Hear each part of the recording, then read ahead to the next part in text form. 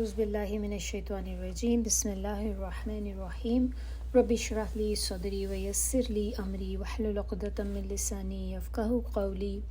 ہماری جو سیریز ہیں جس میں ہم ذکر کرتے ہیں، بات کرتے ہیں رزق بڑھانے کے طریقے، کیا کیا طریقے ہیں جن کو کر کر ہم اپنا رزق میں اضافہ کر سکتے ہیں، تو ہم اس میں چیک کرتے ہیں قرآن و حدیث سے جو باتیں ہمیں پتہ چلتی ہیں، جن کو کرنے سے ہمیں یہ بات معلوم ہوتی ہے کہ اللہ تعالیٰ اس کا رزق بڑھا دیتے ہیں۔ تو اس میں سب سے پہلی چیز ہم نے جو اپنی لاسٹ کلاس میں دیکھی تھی وہ تھی استغفار و توبہ، کہ اس کے ذریعے کس طرح اللہ تعالیٰ انسان کا رزق بڑھا دیتے ہیں۔ آج ہم دوسری چیز اس میں پڑھیں گے جو کہ ہے تقویٰ۔ تقویٰ جو ہے رزق کے اسباب میں سے ایک ہے، اور اس کے معنی سب سے پہلے ہم دیکھیں کہ تقویٰ کا معنی کیا ہوتا ہے۔ تو اس میں کچھ علماء کے اقوال ہیں، وہ ہم دیکھ لیتے ہیں۔ تو علامہ راغب اصفہانی اس بارے میں کہتے ہیں کہ گناہ سے اپنے نفس کو بچائے رکھنا اور اس کے لیے ممنوع باتوں کو چھوڑ دینا اور اس کی تکمیل کی غرض سے کچھ جائز امور کو بھی ترک کر دینا، یہ تقویٰ ہوتا ہے۔ اسی طرح امام نووی کہتے ہیں کہ اللہ تعالیٰ کے امراء و نواہی کی پابندی کرنا۔ تقویٰ کا معنی یہ ہے کہ انسان ایسے کاموں سے بچا رہے جو اللہ تعالیٰ کی ناراضگی اور عذاب کا سبب ہوں۔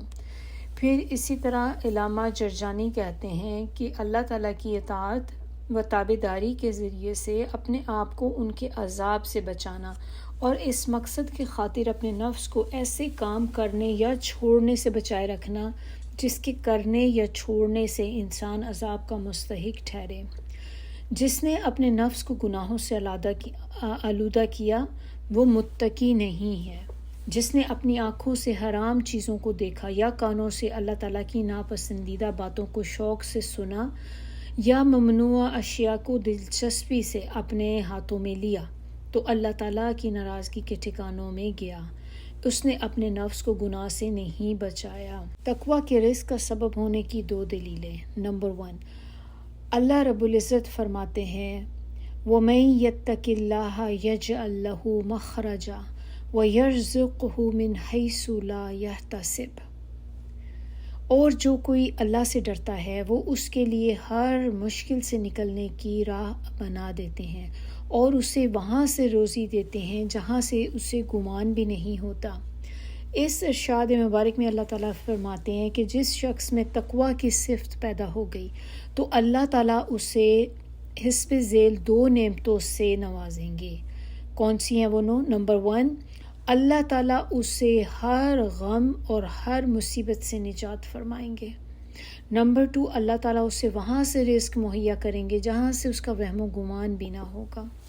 تو اللہ تعالیٰ بندے کے لیے جو بھی کوئی متقی ہوگا، جو اللہ سے ڈرے گا، تو اللہ تعالیٰ اسے دنیا اور آخرت کے ہر غم سے نجات دے دیں گے۔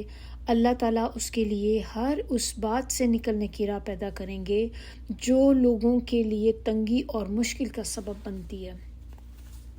جو کوئی اللہ تعالیٰ کے احکام کی تعمیل کر کے اور ان کی طرف سے ممنوع باتوں سے دور رہ کر متقی بن جائے تو وہ اس کے لیے ہر مشکل سے نکلنے کی راہ فراہم کریں گے اور اسے وہاں سے روزی عطا کریں گے جہاں سے روزی کا رزق کا ملنا اس کے خواب و خیال میں بھی نہیں ہوگا۔ اسی طرح حضرت عبداللہ بن مسعود فرماتے ہیں وَمَن يَتَّقِ اللَّهَ يَجْعَل لَّهُ مَخْرَجًا، اور غموں اور دکھوں سے نجات کا نسخہ بتانے والی قرآن کریم کی سب سے عظیم آیت ہے یہ، جس میں انسان کو بہت زیادہ ری ایشورنس ہوتی ہے اللہ تعالیٰ کی طرف سے کہ جو بھی اللہ سے ڈرے گا تو اللہ تعالیٰ اس کے لیے راستہ نکال دیں گے۔ اسی طرح جو دوسری اس میں ہمیں پتہ چلتی ہے کہ ایک اور دلیل جو ہے وہ بھی اللہ تعالیٰ فرماتے ہیں وَلَوْ أَنَّ أَهْلَ الْقُرَىٰ آمَنُوا وَاتَّقَوْا لَفَتَحْنَا عَلَيْهِمْ بَرَكَاتٍ مِّنَ السَّمَاءِ وَالْأَرْضِ وَلَٰكِن كَذَّبُوا فَأَخَذْنَاهُمْ بِمَا كَانُوا يَكْسِبُونَ، اور اگر بستیوں والے ایمان لاتے اور برے کاموں، کفر اور شرک سے بچے رہتے تو ہم ان پہ آسمان اور زمین کی برکتیں کھول دیتے، مگر انہوں نے جھٹلایا تو ہم نے ان کاموں کی سزا میں ان کو دھر پکڑا۔ اس آیت کریمہ میں اللہ تعالیٰ نے یہ بات فرمائی کہ اگر بستی والوں میں 2 باتیں آ جائیں، ایمان اور تقوی، تو وہ ان کے لیے ہر طرف سے خیر و برکات کے دروازے کھول دیں گے۔ اللہ تعالیٰ نے ایمان اور تقوی والوں کے لیے برکات کے کھولنے کا وعدہ فرمایا ہے۔ اب یہ جو ورڈ یہاں پہ آیا برکات من السماء والارض، یہ بات جو بتائی جا رہی ہے کہ آسمان اور زمین سے برکتیں۔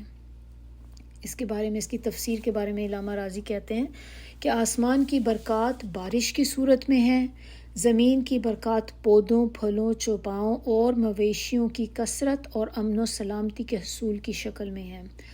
آسمان و زمین کی برکات کے ذکر کرنے کی حکمت یہ ہے کہ آسمان جو ہے وہ باپ کی طرح ہے اور زمین ماں کی طرح ہے، اور اللہ تعالیٰ کی تخلیق و تدبر سے سارے منافع انہی دونوں کے ذریعے میسر آتے ہیں۔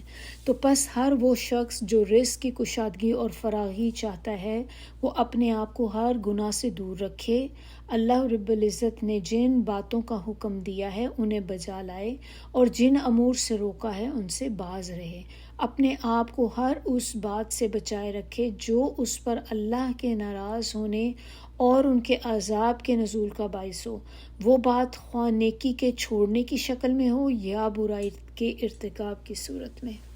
سبحانک اللہم و بحمدک، نشہد ان لا الہ الا انت، نستغفرک و نتوب الیک۔ سبحان ربک رب العزت عما یصفون وسلام علی المرسلین والحمد للہ رب العالمین۔ ربنا تقبل منا انک انت السمیع العلیم وتب علینا انک انت التواب الرحیم۔